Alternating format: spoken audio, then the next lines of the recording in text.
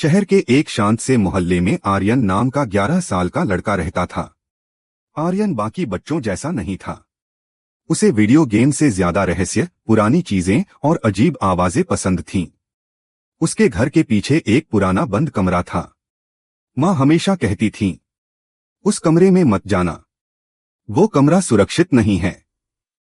लेकिन आर्यन के मन में हर दिन एक ही सवाल घूमता रहता था, उस कमरे में आखिर है क्या।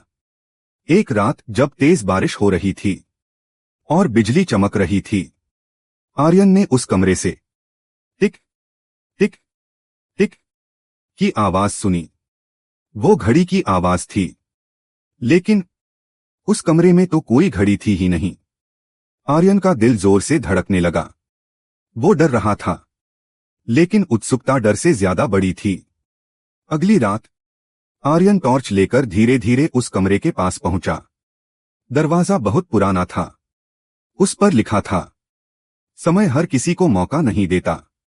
आर्यन ने जैसे ही दरवाजे को छुआ, क्लिक, दरवाजा अपने आप खुल गया।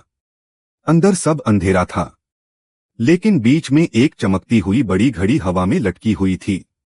घड़ी की सुइयां उल्टी चल रही थीं। अचानक टिक टिक, पूरा घर शांत हो गया।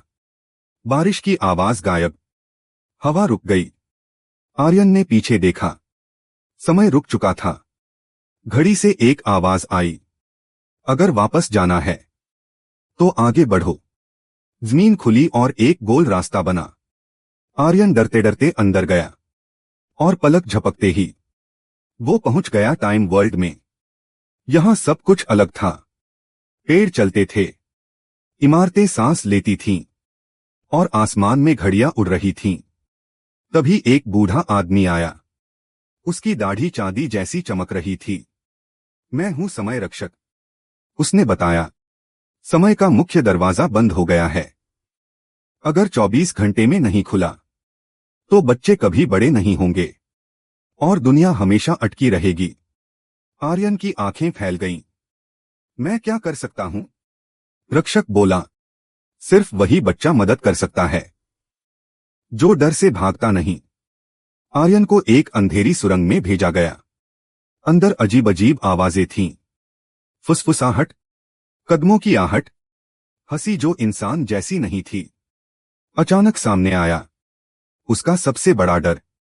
एक परछाई बोली, तुम अकेले हो, कोई तुम्हारी मदद नहीं करेगा। आर्यन कांप रहा था।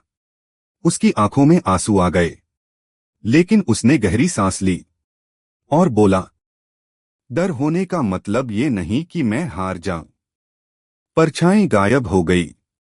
पहला दरवाजा खुल गया।